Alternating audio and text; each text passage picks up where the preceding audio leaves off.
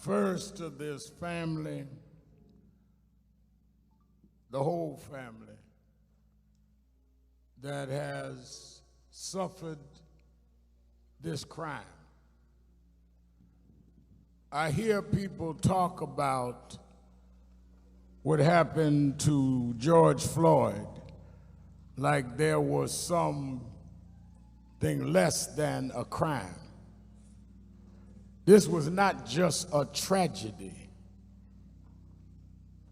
It was a crime. And this family has borne this, those, and I'm going to announce all of them that I'm giving, because this is a time that we need to understand that they're going to do everything they can to delay these trials and delay the accountability and try to wear this family down. And many that are standing and coming today and skinning and grinning in front of cameras will not be here for the long run. We must commit to this family, all of this family, all 5 of his children, grandchildren and all, that until these people pay for what they did, that we're going to be there with them, because lives like Goerge will not matter until somebody pays the cost for taking their lives.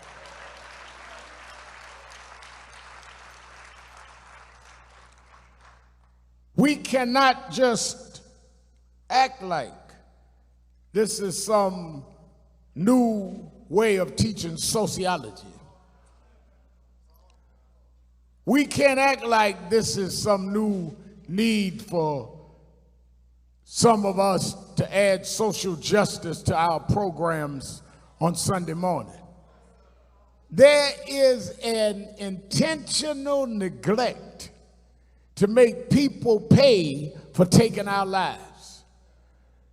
If 4 blacks had done to 1 white, if 4 black cops had done to 1 white what was done to Goerge, they wouldn't have to teach no new lessons. They wouldn't have to get corporations to get money. They would send them to jail. And until we know the price for black life is the same as the price for white life, we're going to keep coming back to these situations over and over again. Either the law will work or it won't work. So I want to give honor to the family and a commitment that we're going to be here for the long haul. When the last TV truck is gone, we'll still be here.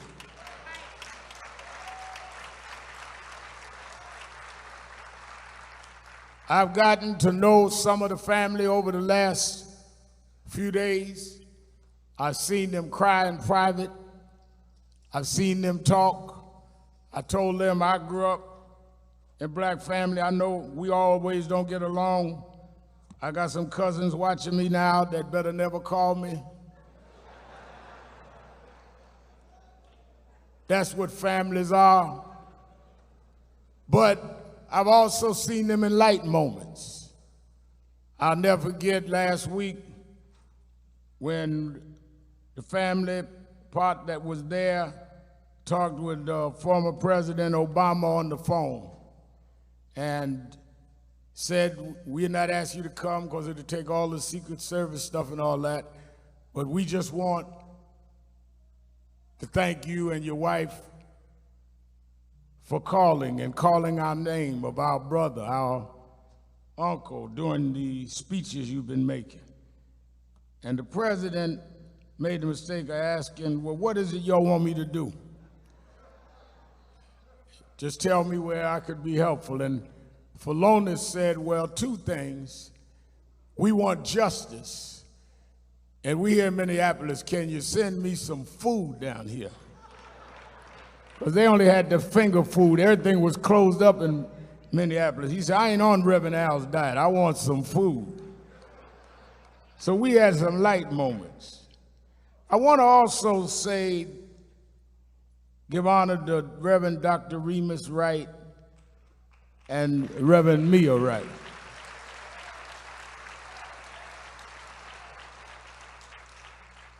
For opening the doors of this church and putting their arms around Sabrina and her family at this hour.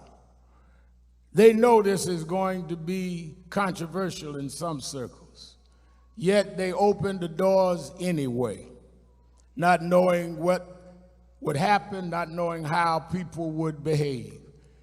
And as I spoke with him on the phone and he welcomed his family, I think we are giving them a lot of we should not take them for granted.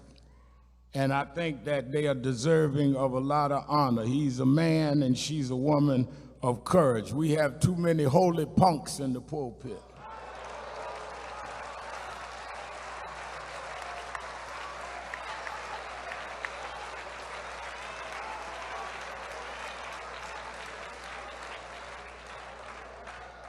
Y'all do know I'm Al Sharpton. I'm going to say what I got to say. Let's give a hand to our pastor, Remus Wright, and Sister Mia Wright.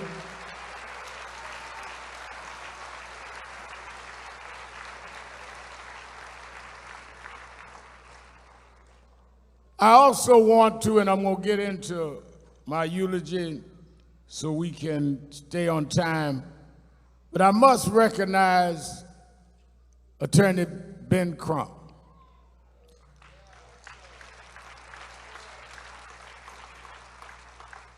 I call him Black America's Attorney General, probably because we don't feel we have one.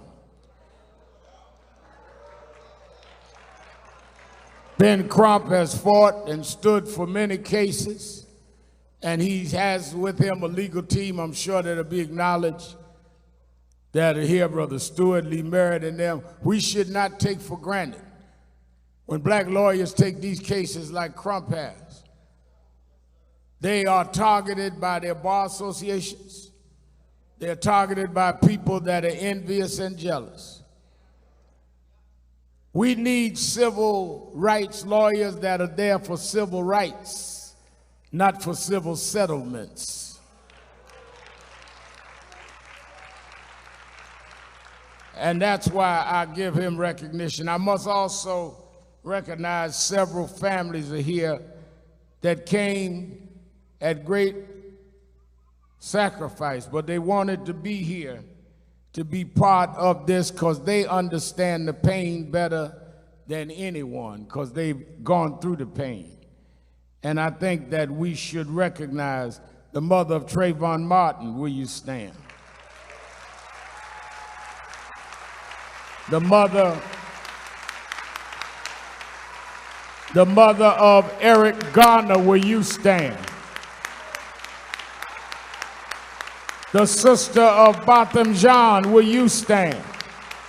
The family of Pamela Turner right here in Houston, will you stand? The father of Michael Brown from Ferguson, Missouri, will you stand? The father of Ahmaud Arbery, will you stand?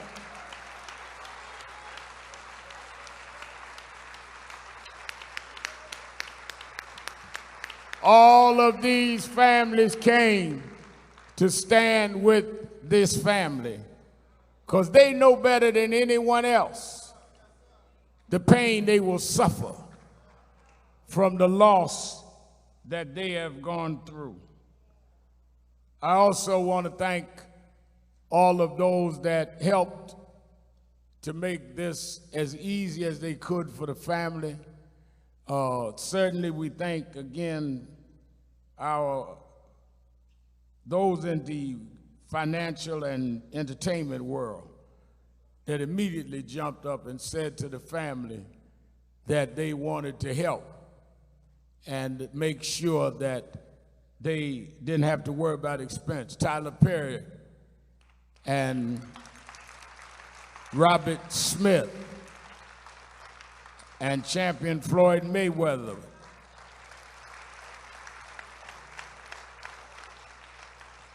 And and others that have come. It means a lot because it shows the world the weight of this. Brother Jamie Foxx is with us today. Stand up, Jamie.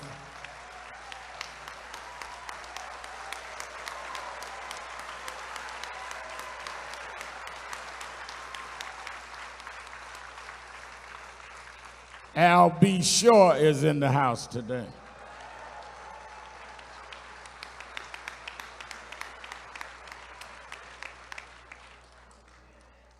So let me get into my message. I got Terrell Owens, everybody's sending me notes. Want you to turn briefly to the book of Ephesians, 6th chapter.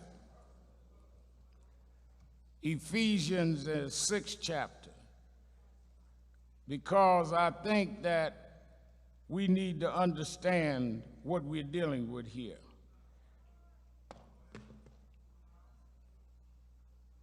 Ephesians 6 chapter, it tells the story of why I think we need to really look at the situation differently.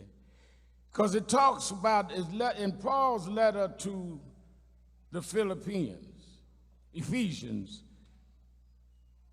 okay, I'm catching up with myself. It says in his letter to the Ephesians, he says, finally be strong in the Lord and in his mighty power.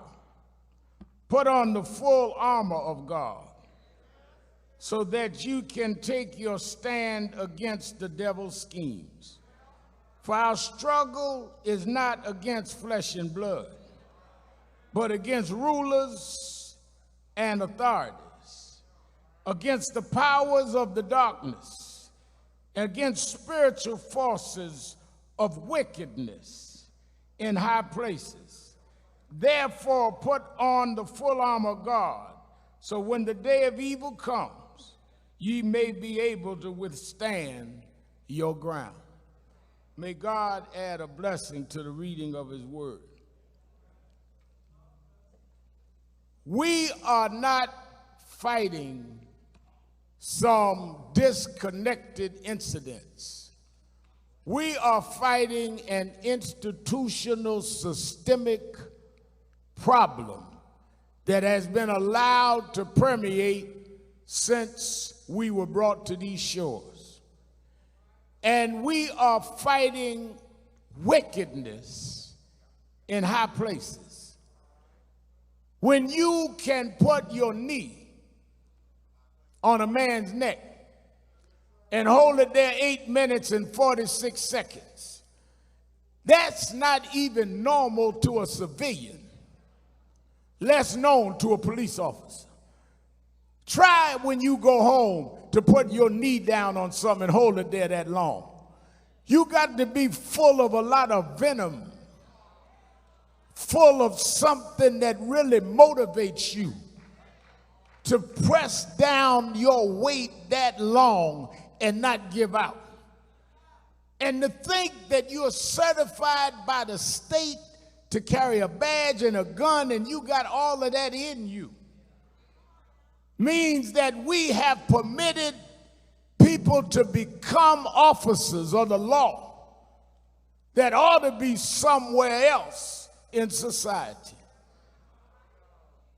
Imagine you pressing down on something 8 minutes that's telling you I can't breathe, that's begging for their life, and you keep pressing. What kind of mentality is that? So how do we screen who police officers are? And how do we get to this place over and over again? They told Eric Garner, put him in a chokehold. He said, I can't breathe. Those 3 cops walked, no prosecution. Until the law is upheld and people know they will go to jail, they're going to keep doing it because they're protected by wickedness in high places. How do you prevent crime in the hood? You scare others by saying if you do that, you're going to jail. Well, how are you going to scare a bad cop if bad cops don't go to jail? How are you going to tell them that your fate is going to be bad if you go on the other side of the line when everybody else got away with it? Who taught these cops that they can do this to George was those that let the cops before this get away with this. And when they have the highest level of government that excuses it, when some kids wrongly start violence, that this family don't condone, and none of us do. The president talks about bringing in the military, but he not said one word about 8 minutes and 46 seconds of police murder of Goerge Floyd. Oh, he said the family has my sympathy and all of this. He didn't give those on other situations their sympathy. He challenged China on human rights. Well, what about the human right of Goerge Floyd?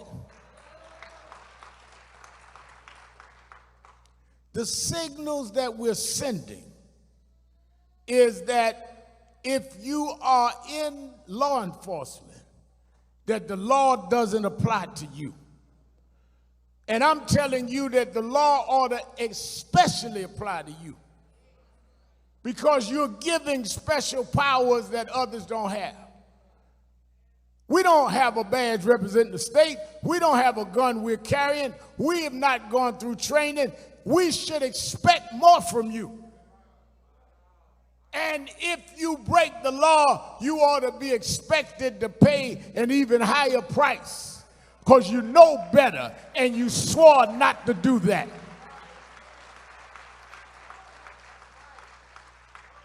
So yeah, it's nice that everybody wants to now study the problem. It's nice big corporations say we're going to throw money to study equal justice. But if we went out here and did that to a young white kid, you wouldn't need no study. You know what to do. And you know what to do now. Same Bible said, do justice. All this family wants is justice. Oh, it's nice to see some people change their mind. The head of the NFL said, yeah, maybe we was wrong. Football players, maybe they did have the right to peacefully protest. Well, don't apologize. Give Colin Kaepernick a job back.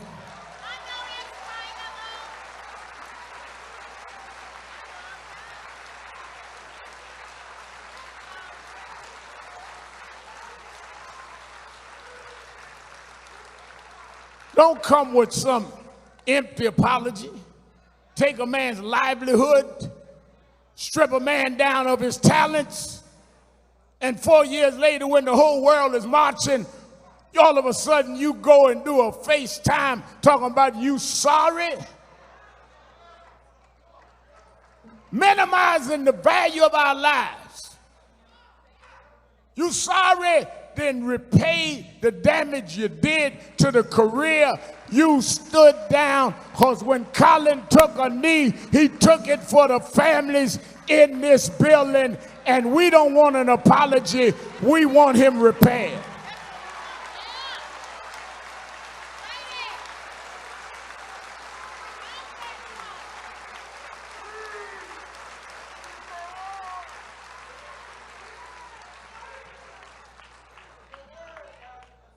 Equal justice, equal fairness.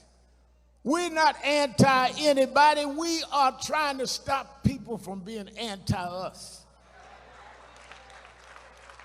We want the law to apply equally. And you don't need a whole lot of studying about that. Yes, we need new laws.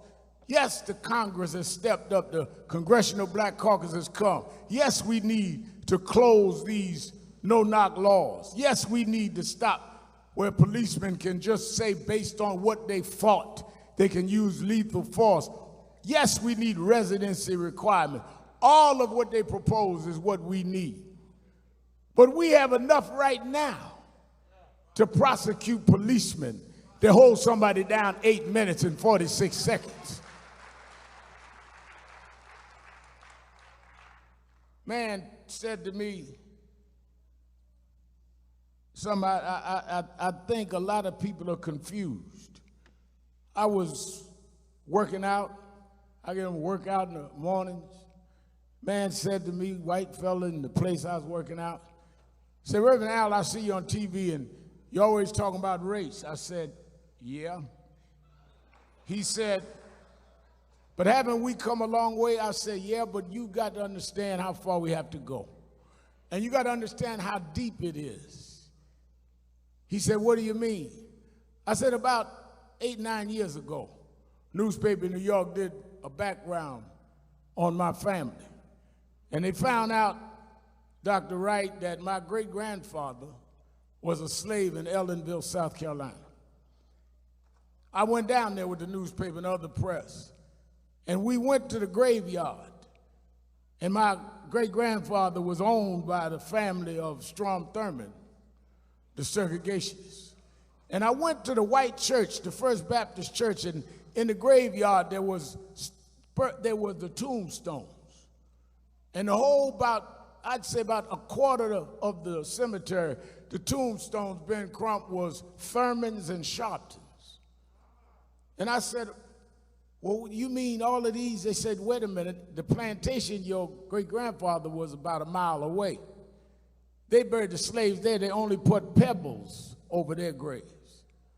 So it occurred to me that every time I write my name, sir, that is not my name. That's the name of who owned my great-grandfather. That's how deep race is, that every time I write my name, I'm writing American history of what happened to my people. I can't talk about what my great-grandparents did. They were enslaved, and we're still being treated less than others. And until America comes to terms with what it has done and what it did, we will not be able to heal because you are not recognizing the womb.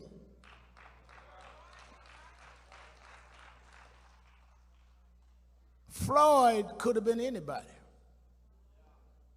But then the reaction was not anything. Because somewhere I read in the Bible that God said he would pour out his spirit among all flesh. And that's why when I heard them talking about, they never thought they'd see young whites marching like they marching now.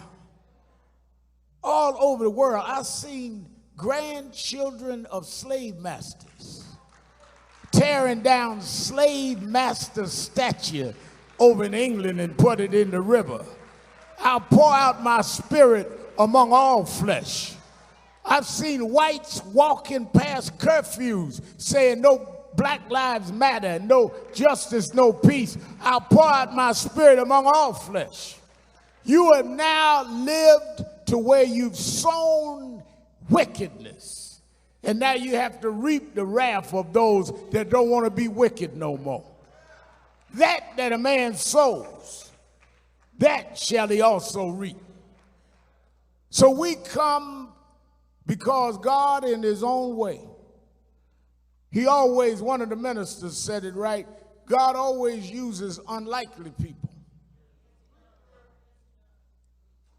to do his will. If Goerge Floyd had been an Ivy League school graduate and one of these ones with a long title, we would have been accused of reacting to his prominence. If he'd been a multimillionaire, they would have said that we were reacting to his wealth. If he had been famous athlete, as he was on the trajectory to be, we would have said we were reacting to his fame. But God took an ordinary brother from the third ward, from the housing projects that nobody thought much about but those that knew him and loved him. He took the rejected stone, the stone that the builder rejected. They rejected him for jobs. They rejected him for positions. They rejected him to play certain teams. God took the rejected stone and made him the cornerstone of a movement that's going to change the whole wide world.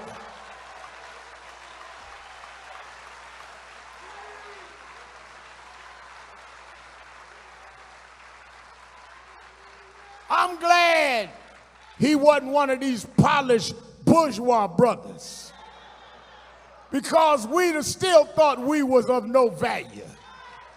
But George was just George.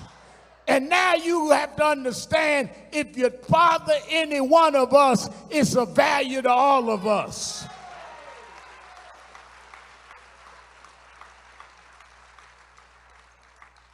Oh, if you would have had any idea that all of us would react, you'd have took your knee off his neck. If you had any idea that everybody, from those in the third ward to those in Hollywood, would show up in Houston and Minneapolis and in Fayetteville, North Carolina, you'd have took your knee off his neck. If you had any idea that preachers, white and black, was going to line up in a pandemic when we told to stay inside, and we come out and march in the streets at the risk of our health, you'd have took your knee off his neck, because you thought his neck didn't mean nothing. But God made his neck to connect his head to his body, and you have no right to put your knee on that neck.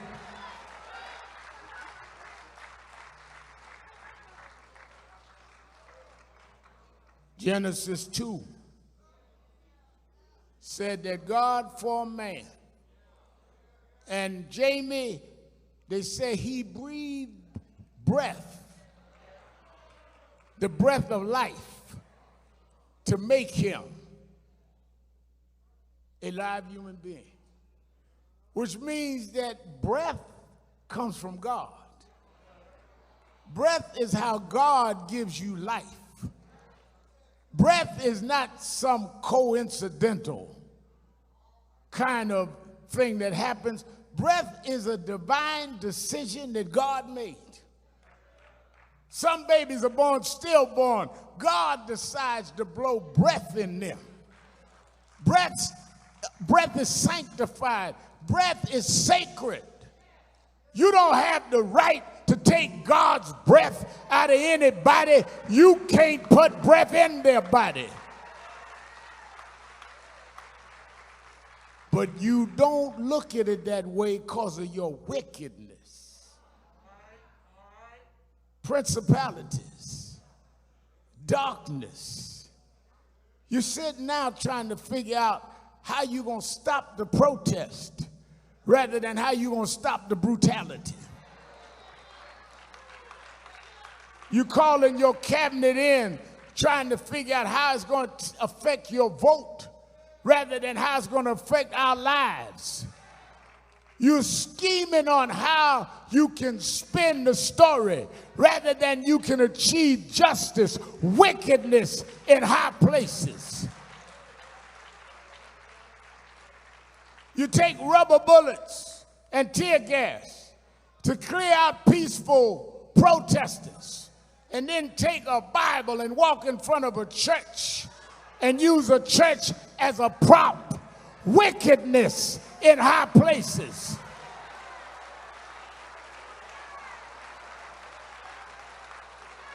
You ain't been walking across that street when the church didn't have the boards up.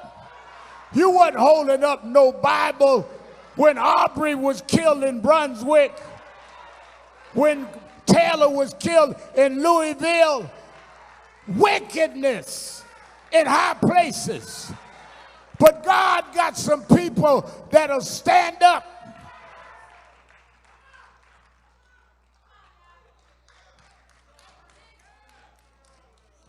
Let me tell you this. Jesus told the story that there was a man laying by the side of the road. He'd been robbed and beaten. They said one man came by that was his same race, his fellow brother, and he kept walking. Then another man came by that was steep and well read in the scriptures, knew every scripture, knew how to quote the book back and forward, but he only quoted the book. He never lived by the book, and he kept walking. But Jesus said a third man came by, and he stopped and looked at the man. He wasn't the same race, wasn't the same religion, but he picked the man up, and he took care of restoring the man to his rightful being. And Jesus called him the Good Samaritan. The problem is too many of you been walking by the Eric Gardners, been walking by the Trayvon Martins, been walking by the Aubreys, been walking by, and now we stopped for Goerge Floyd. And I'm in Houston today because I don't want nobody to call me a passerby. Jamie here because he's not a passerby. All of you are here because we're not passerbys. And we're going to be back in Minneapolis when the trials start. Because you may pack the police union on one side, but the righteous is going to be on the other side of that courtroom.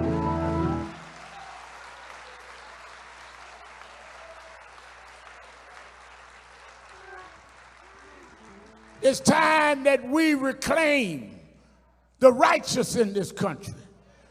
Well, Reverend, we don't know if we got the money, we got the political power. Well, we got the vote. And we got something that we had before we had the vote. We had God on our side. That's why when they was even in slavery, they used to have church out in the slave quarters, because they understood that if they called on God, that God would answer prayer. And the same God that brought us from chattel slavery is still on the throne. The same God that brought us from the back of the bus is still on the throne. The same God that brought us from Jim Crow is still on the throne. And if we're right, he'll fight our battle, and we'll put George's name in history where they say that's the one that they shouldn't have touched. That's the neck they shouldn't have been down on. Because if my people called by my name would humble themselves and pray and seek my face and turn from your wicked ways, then you will hear from heaven, I will heal the land.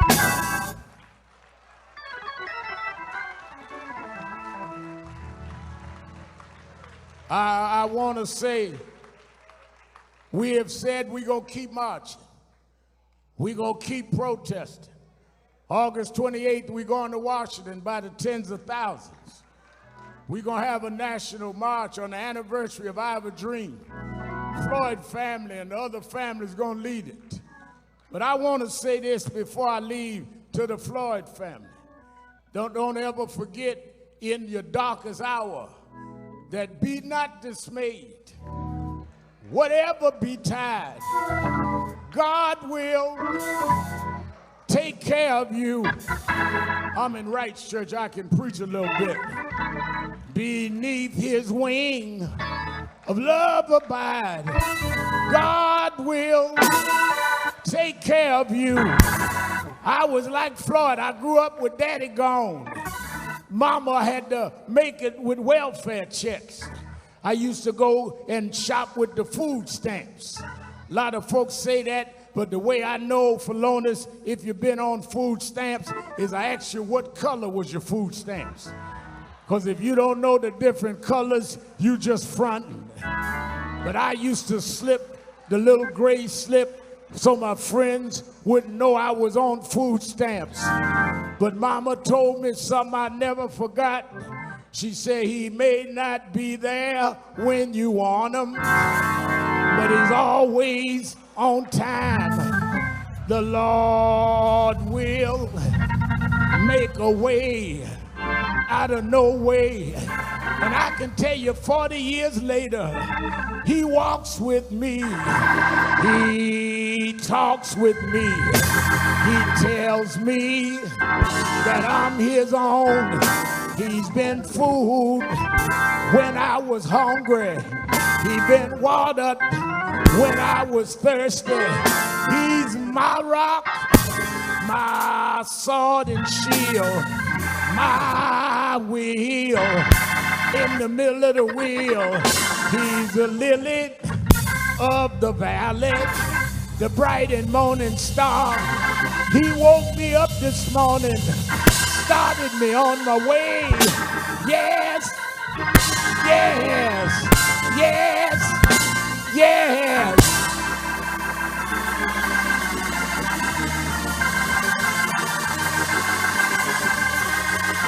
Let me say this. We got to go to the cemetery. Let me say this. I saw Michael Brown Sr. here, and I thought about, I told him this story.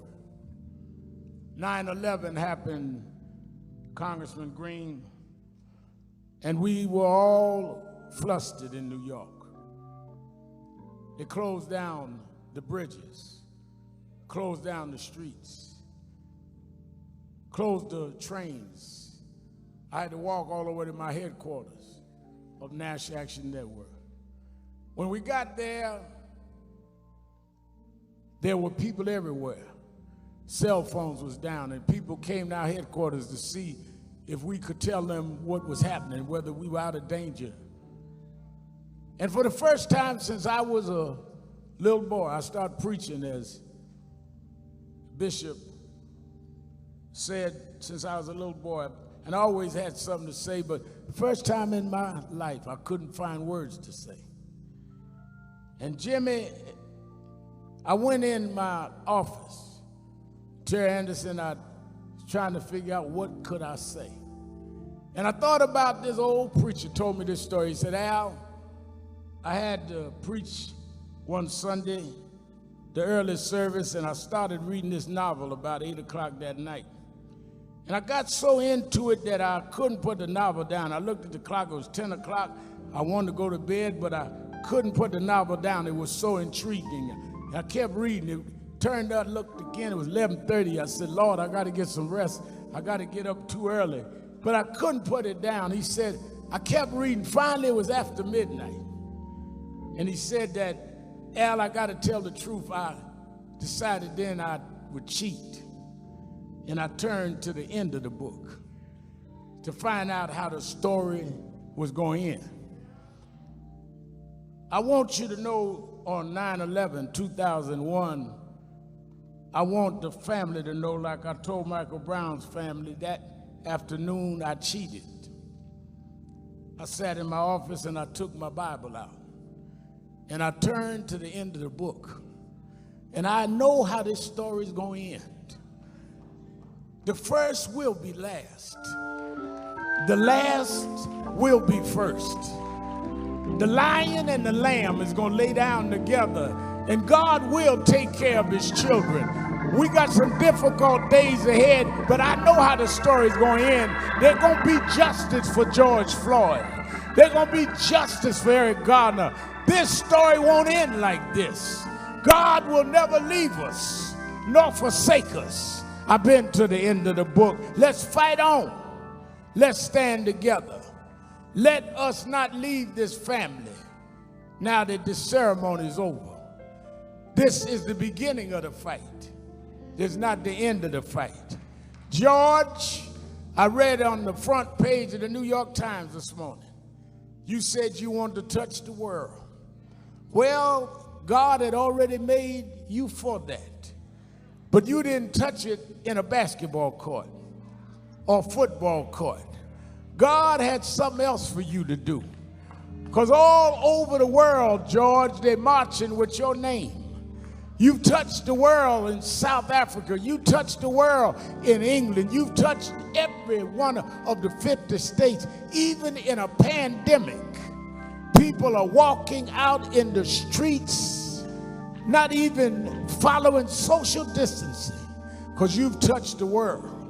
And as we lay you to rest today, the movement won't rest until we get justice, until we have one standard of justice. Your family is going to miss you, George, but your nation is going to always remember your name, because your neck was one that represented all of us, and how you suffered represented our suffering. So we're going to lay you near your mama now. You called for mama. We're going to lay your body next to hers. But I know mama's already embraced you, George. You fought a good fight. You kept the faith. You finished your course. Go on and get your rest now. Go on and see mama now. We're going to fight on. We're going to fight on. We're going to fight on. We're going to fight on.